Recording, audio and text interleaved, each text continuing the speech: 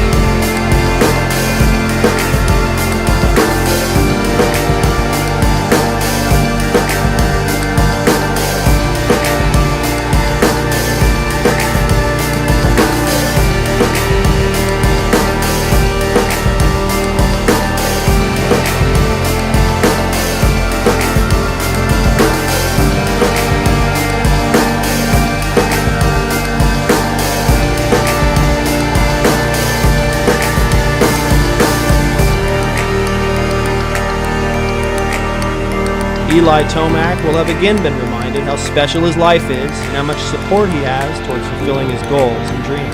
I wouldn't want to look back and say like, oh, I should try a little bit harder in this race, or man, I wish I could have got that, or something like that. So I just want to make sure I feel like I've done everything I could. The most important thing is that you're honest with yourself and you've put the work in and done your best. I just can't wait for the gate to drop.